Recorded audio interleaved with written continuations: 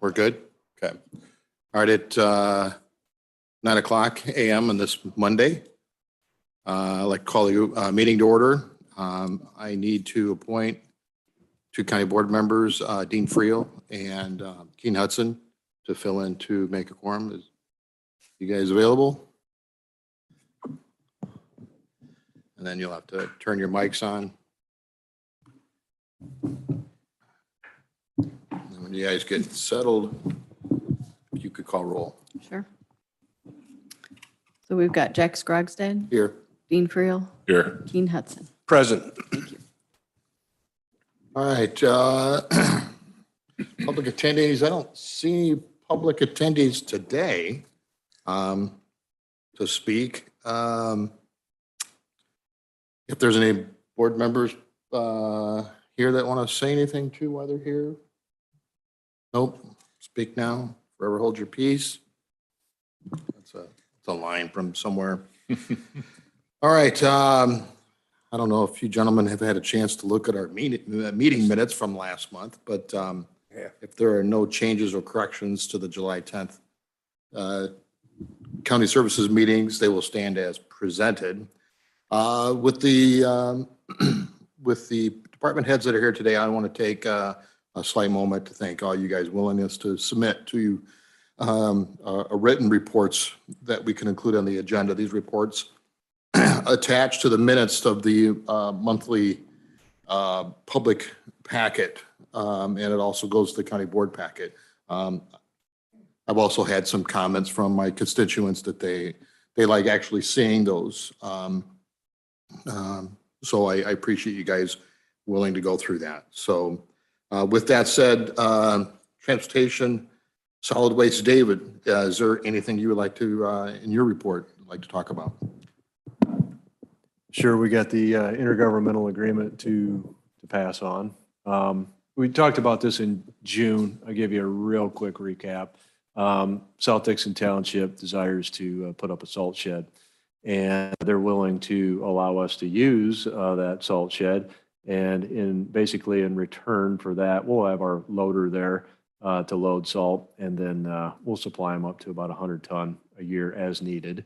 So if they don't need it, it won't be that much. But so honestly, a pretty good deal for us to be able to run out of a good facility there. And as I think everybody knows, our 4th Street facility continues to sort of run down in condition. So real nice opportunity for us here in this agreement. Just outlines everybody's understanding of the situation. So.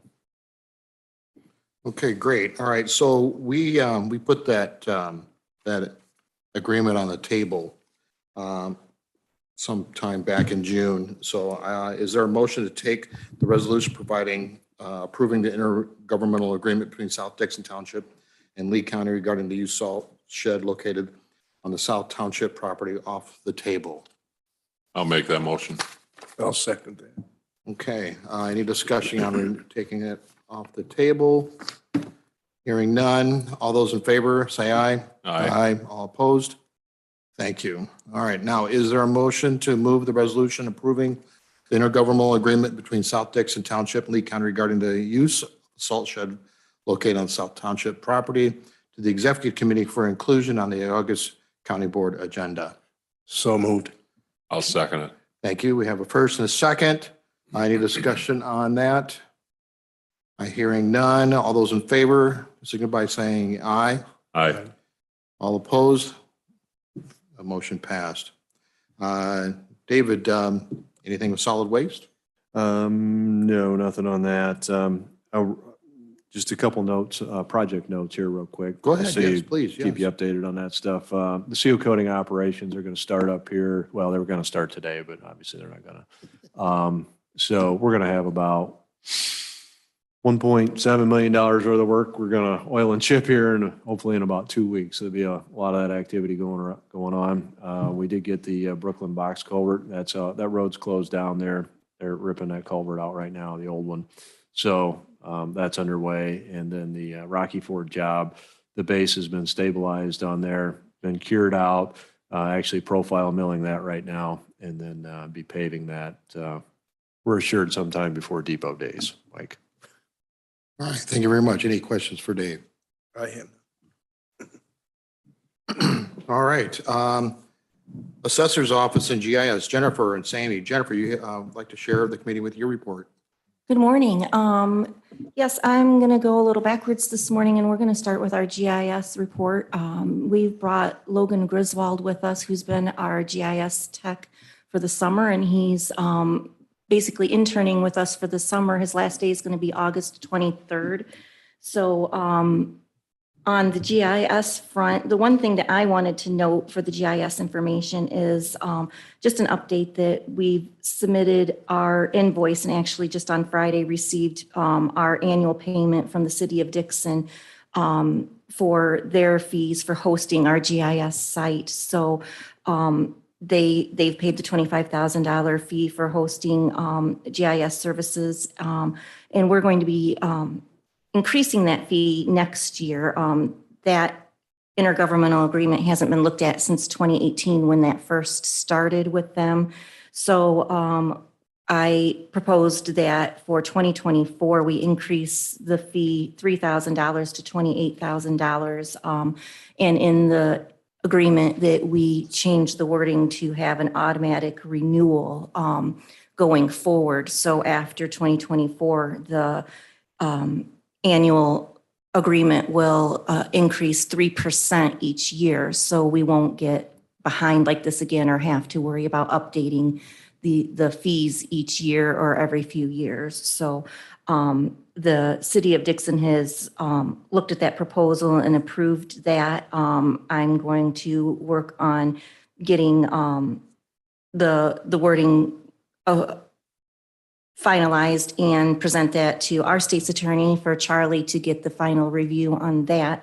And then we'll get signatures for 2024. So we've got plenty of time on that, but it will be just easier going forward to make sure we're keeping up on the fees for City of Dixon for that, but we're taking care of for this year. So that was the one note I wanted to make for GIS. But then, like I said, moving forward, we wanted to make sure that we recognize Logan for the work that he's been doing this summer with us. He's been working 40 hours a week for the summer, interning with us. So he started with May, and I think his last day is going to be August 23rd. He's doing his final semester at UW Whitewater, and we've had a wonderful experience with him so far with the work that he's been doing. And Sammy, did you want to talk a little bit about Logan, and then we'll see if he has anything that he wants to share with us?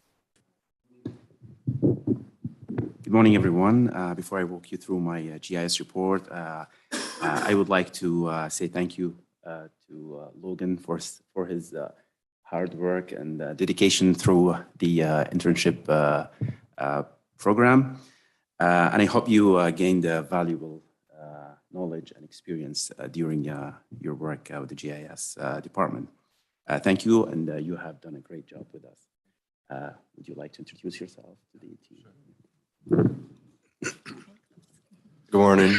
I'm Logan Griswold, and Sammy and Jennifer both pretty covered it as much as I can, but I'm a senior at the University of Whitewater, Wisconsin. I will be graduating this December, and after I graduate with a bachelor's in geography with a minor in environmental studies, I'm looking to return here in January and gain some more experience and knowledge and potentially pursue a graduate degree at maybe the University of Illinois in Champaign. It's pretty awesome, Logan. Just to kind of go along with your studies, it's just kind of a question I often wonder, the stuff that you study in college, does it help you, or did it help you with what we're doing here? I mean, is it an alignment with how we're doing things here? And Yeah, I mean, I've been taking GIS courses at Whitewater, and then coming here was looking to get more experience and skills just under my belt, and that's exactly what happened. I learned Great. a lot and improved what I already knew. great. I'm glad that we were able to help you with that. That's the whole idea of internship, is to further that education part of that. So, anybody got any questions for? Yeah, Dean. Jennifer, the only question I have is the agreement with the city of Dixon. I mean, is that comparable to what other localities are charging, or is there a baseline, or how does that work? I might refer to Wendy Ryerson on that because the intergovernmental agreement was set up under her tenure. And the change that I made was just to keep up with inflation, basically, so that we don't have to go back and every couple years go back to the table with them and negotiate a new fee. But I believe that it is in line with what others are paying for this type of service. So Dean, it's a little difficult to compare apples to apples. For example, in neighboring Ogle County, how they approached it is the county didn't take the lead or start the GIS. They formed a consortium. So all the towns and villages are part of that consortium. It's like a different governing board that determines how things happen. So none of the towns and villages technically pay a fee, but they all help contribute toward that consortium to buy equipment or software or pay for the staff. So it's a little unique what we're doing here. And in fact, because Lee County took the lead on the GIS years ago, it was only after several years of us getting our, feet planted firmly that the city of Dixon approached us and said, hey, we would like to have the base, which is the aerial photography and the parcel map, and we'd like to add our own information such as fire hydrants, et cetera, onto those. Can we partner with you? And so, as Jennifer said, a number of years ago, we sat down and looked at, and it's largely based on the number of hours that we anticipated and the hourly rate that the GIS individuals working for Lee County are paid. But we looked at the number of hours that we were willing to allocate towards the city of Dixon in developing their layers. So I don't know in Whiteside County that they do anything like this, quite honestly. I think we're a little bit unique in that we, Lee County, took the lead and said, we need GIS, let's just do it. And the rest of it's kind of evolved.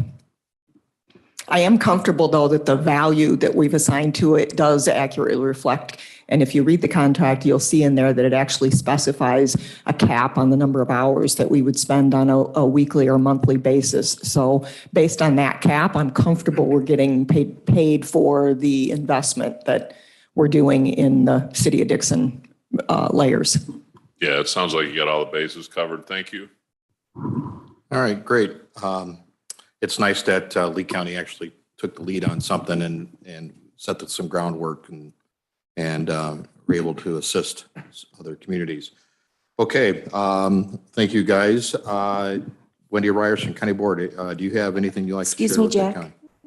I'm sorry. So Sammy does have the rest Oh, of his GIS yes, sorry. report. Yeah, Sorry sorry. about that. Sammy, please okay. go ahead. Yeah, well, regarding the GIS report, during the last month, Logan has been working on many GIS tasks, including creating maps, fire district, ESN, and 911 maps, scanning, printing, and updating the land use for District 4 for quadrennial reassessment.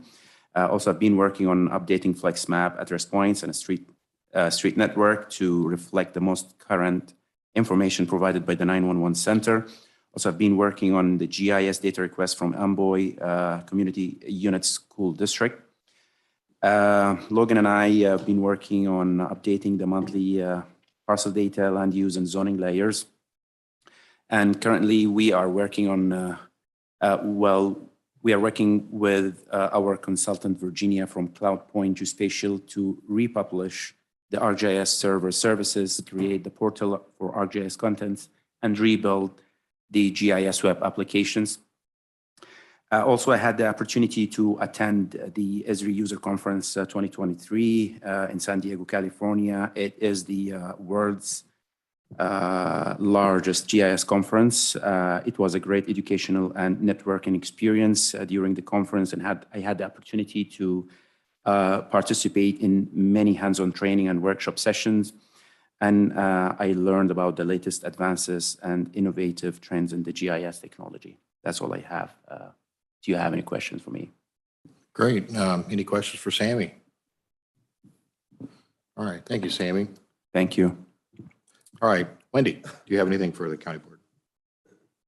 I might throw it back to Jennifer. Is that all you had? Well, everything I have is in the packet for the report. I can just give you guys a quick update and let you know that the township assessment work is continuing for 2023. The task list is continuing.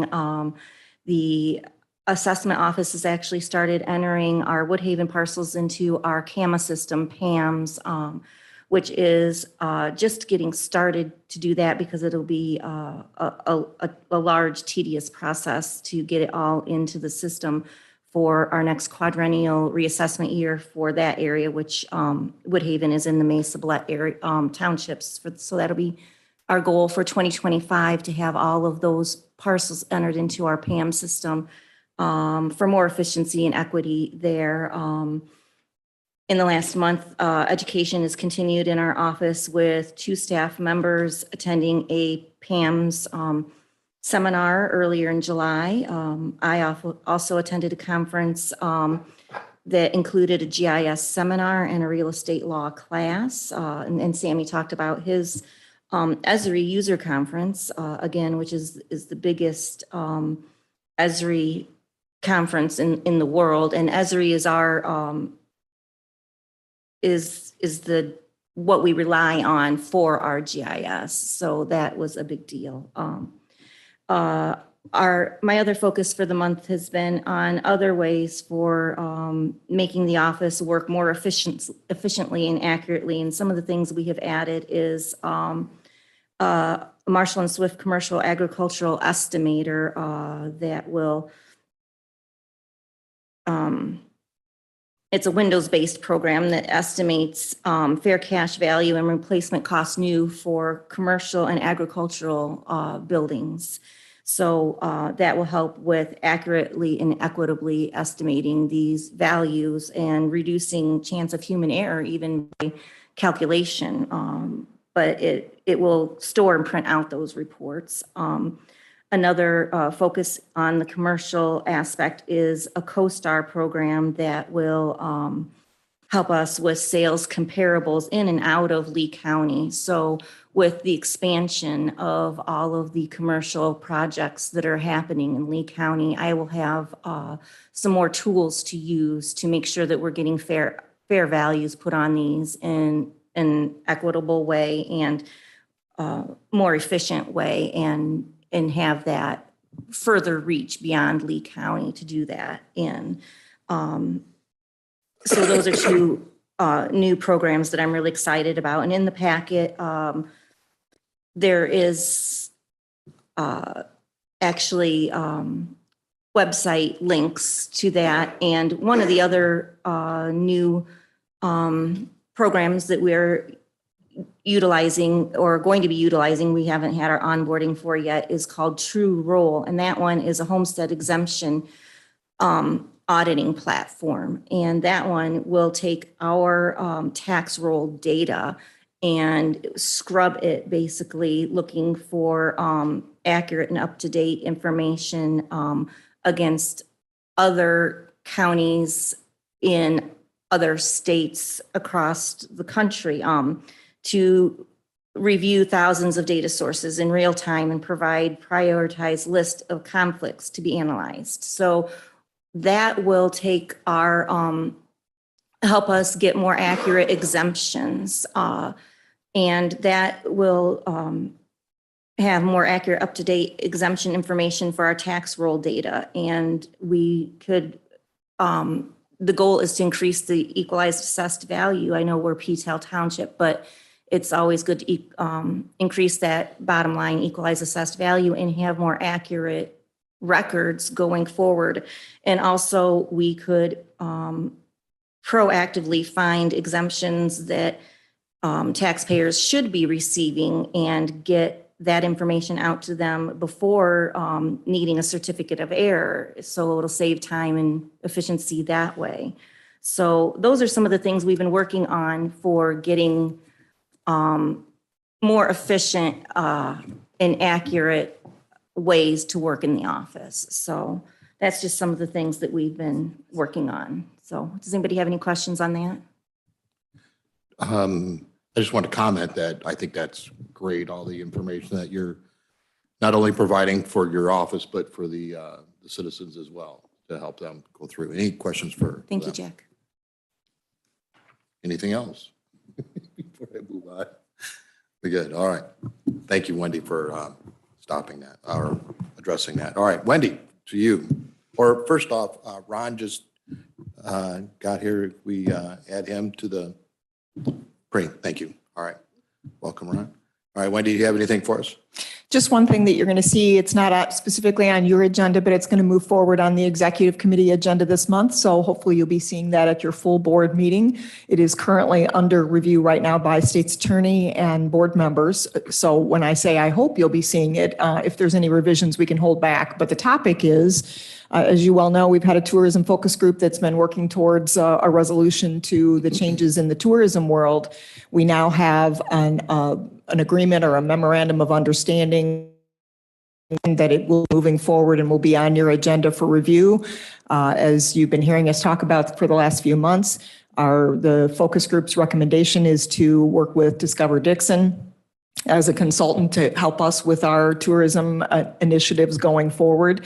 What we're proposing right now is a 2-year contract. The committee was very focused, laser focused actually, on a minimal contract to make sure that the efforts of the Discover Dixon and the partnership is effective in tourism. And also, of course, we'll have to make sure that we can afford the 2-year contract that we're looking at proposing. So you'll see that on your agenda. Again, if all parties come to agreement, and it's being reviewed by multiple parties right now, it'll be on your agenda for approval at the next board meeting next week. If there's any other questions on that, I'd be happy to entertain them. Otherwise, Jack, I don't have anything else. Anything for? All right. No, thank you very much there, Wendy. County Clerk Recorder Nancy Peterson, would you like to share us with your report? Sure. Good morning. My report's in the packet. I just want to go over a few highlights. September 5th is your first day to circulate petitions for party candidates seeking nominations. The election office has the packets available for pickup, or you can find the petition forms online at State Board of Election. First day you can file is November 27th. So the general primary is March 19th. General election is next year, November 5th, 2024. Just a little bit of a highlight. Lee County Board has 10 seats up for election. There'll be 2 seats in District 1. That would be Copane and Gascoigne seat. Signature requirements are 14 minimum signatures. There are 3 seats in District 2, which is White, Menominee, and Acre. They will also need 14 signatures. There will be 4 seats in District 4. That's Hudson, Naylor, Wilson, and Pearson. And they will need 11 minimum signatures. And there's 2 in District 4, which is Friel and Scrogstead. And you will also need a minimum of 14 signatures. Just wanted to give you that because September 5th is right around the corner. Any questions? Any questions for Nance? All right. Thank you, Nancy. Okay. Greg Gates, Lots. Greg, would you like to walk us through your report? Thank you, Jack. I'll hit some of the highlights. You have the rest of the information in my report. At the very top, under developments, we're continuing to work through the process of finalizing the definitive agreement, which outlines the transition of assets to the Reagan Mass Transit District. It's currently in the hands of IDOT Chief Counsel, looking for them giving their approval also to that agreement. State's attorneys for both Lee and Ogle counties have already reviewed and given their consent to the content. Once everybody has agreed to it, it will go to both county boards. We're hoping in September. I mentioned last month that we had been approached about doing a service contract with rural Winnebago County and providing public transportation services. As just a quick update, we have provided an initial budget draft to Region 1, which is assisting the county board up there, and that venture into public transportation services. They are meeting this week with the Finance Committee of the Winnebago County Board, and then a resolution will be going to the full Winnebago County Board on, I believe, the 24th, so next week. Some movement in terms of feasibility studies that we had been looking at for quite some time to actually start. We got 3 proposals a week ago, and the review team has made a choice, and now we're just basically looking for concurrence from IDOT on that selection for both the Rochelle feasibility study and the Dixon feasibility study. The only other updates I have would be IDOT has now executed the contracts for state fiscal year 2024. And we have a more final look in terms of some of the ride data that you'll see at the very bottom of that first page. Really not a huge change. 83,633 rides were provided in that 12-month period. 24,262 hours of service, 649,325 miles of service, and the fuel expenditures that were just over 214,000 for that 12-month period. Unless there's any other questions, that is my report. Okay, anybody else? Questions? Thank you, Greg. I stepped over IT department, Paul Gorski. He's not here, but in your packet, there will be his report as well. So with that, we'll move to Regional Office of Education. Chris, would you like to share with yours?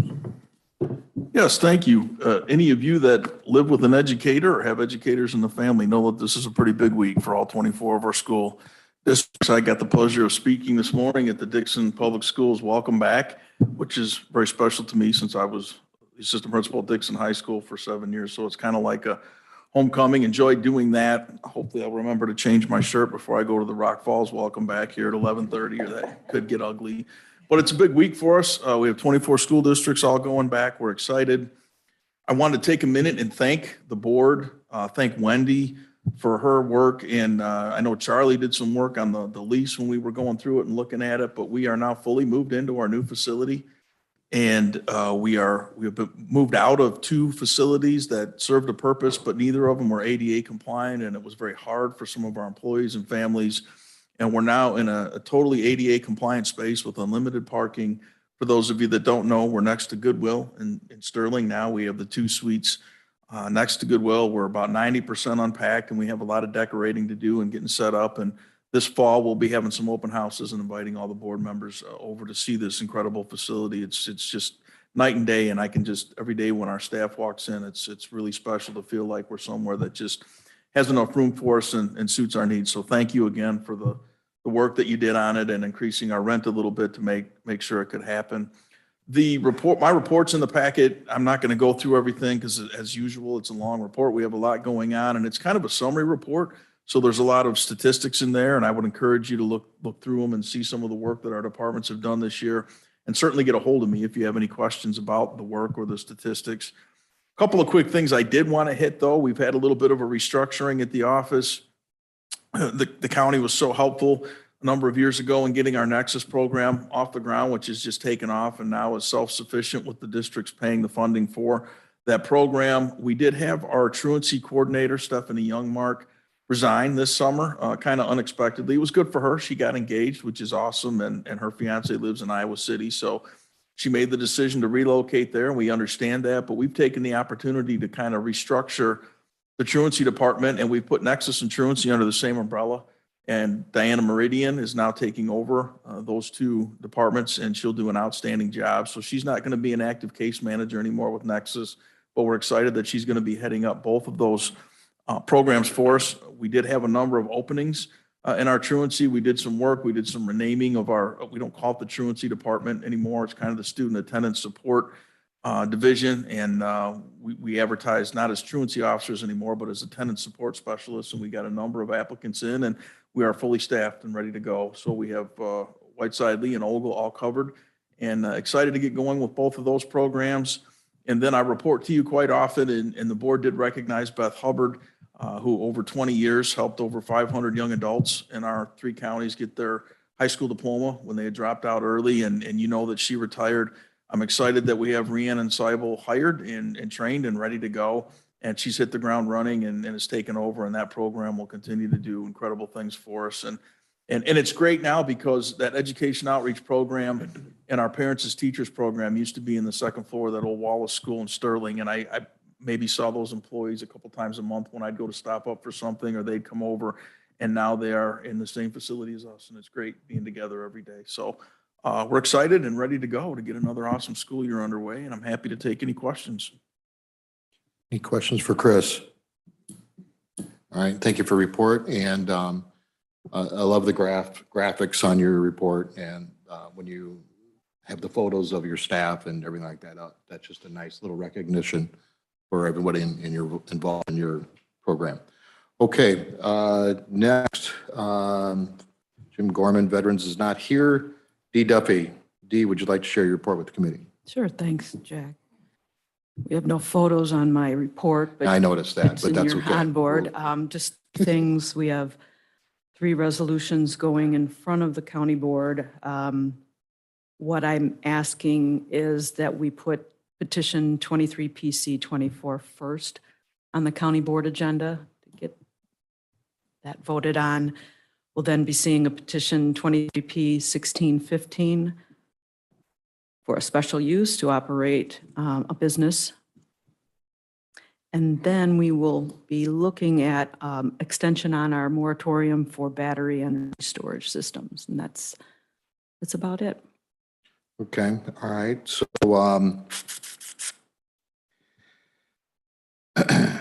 is there a motion to move the petition 23P 1615 to the executive committee for inclusion on the August county board agenda? Ron makes the first, I'll second it. seconds it. Any discussion on that particular? All right, no discussion. All those in favor signify by saying aye. Aye. All opposed? Motion carried. All right.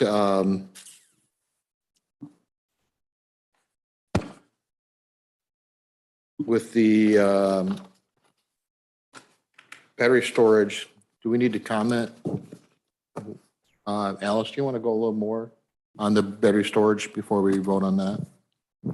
Yes, we are looking to extend the moratorium on battery energy storage systems. We have just not had any opportunity to advance the creation of that ordinance. So we are asking that it be tabled or placed under moratorium through the end of the year. Okay, sounds good to me.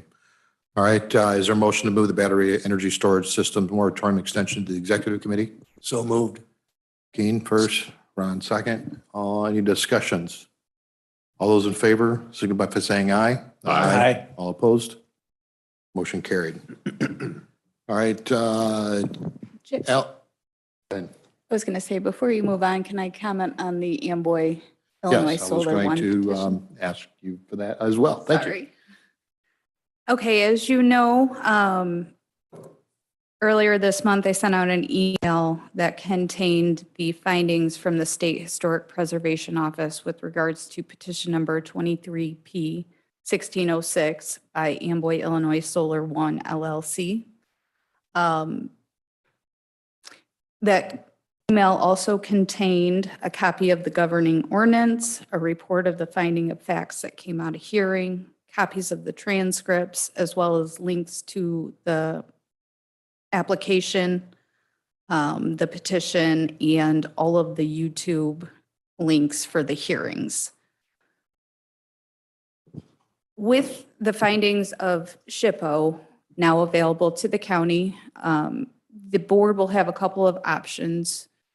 They can send it back to zoning for zoning to consider, or the county board does have the option to take the recommendations of SHPO and adopt them at county board's hearing. The county board has the liberty to change, delete, accept the conditions of the zoning board of appeals, but they also have the ability to create their own conditions and adopt those. So it will be up to this board as to what they wish to do with these findings. But I would be asking that they be adopted as conditions to this petition. And does anyone have any questions? Any questions on that? I'm just not, excuse me. You said we can send it back to the zoning board of appeals? And what would that accomplish, or what would their choice be, or what? And that's for you guys to determine. They can rehear information if you guys don't feel it's adequate. In this situation, it's up to you how the county board wishes to act, and I'm just trying to let you know what your options are.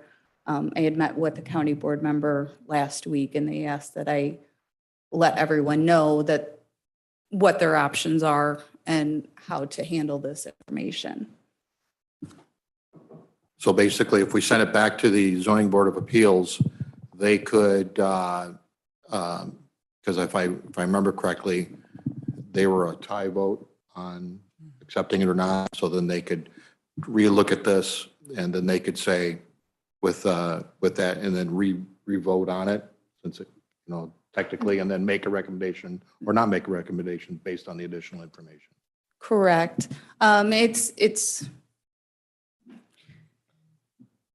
I have concerns about sending it back to the zoning board of appeals just because I don't want to create a rehearing situation. We've already heard the majority. This is limited scope. So that is my concerns with it going back to the zoning board of appeals, is that we might end up in a rehearing situation, which we shouldn't be doing. Okay. Makes sense too. So any more questions for Alice on this topic? Mr. Chair, I have one. Go ahead. Okay. Go ahead. Thank you. Alice, out of any of the proposed changes or all the back and forth we've had over the ordinance violations and everything, are any of these possible changes going to fall under the direction of the state now? They're going to be half one side, half the other, or where are we going to be with that situation? One of the key situations was the setback, but I'm reading a little bit more than that now with what's been reworded or whatever. Do we have it taken out of our hands at county level, zoning board or county board level? No, you're still under the last solar ordinance that was created by Lee County. And so we have, it's still what we have chosen for the rules. Did that answer that question? Yes, thank you. Thank you. I've got another question. In the email, it said that the company that's applying for this permit is going to appear and answer questions in that. Is the landowner going to be able to do the same thing, or is that already done and forgot about? Are you referring to the email that was sent by, I believe it was Caitlin Culbertson last Yes. week? That is not what will take place at the county board. Okay. I was just concerned if they can appear, why the homeowner should, by my way No. of thinking. Okay. We should not be having discussion outside of public hearing on these petitions. Okay. What happened a couple of months ago should not have happened when we did have a gentleman speak Right. on these petitions, which kind of created some. So those folks won't be able to No one. answer questions or whatever. Okay. Correct. I Public just want to comment, be fair to everybody. public comments won't be available before we vote anyway, so Yes. on that. All right. Any more on that? Okay, unfinished business, none. New business, there isn't any. Executive session, I'm not aware of any. Is there a motion to adjourn? So move. Second, first and second, Ron seconds it. Any discussion on our adjournment? I always like saying that. All those in favor, signal by saying aye. Aye. All opposed?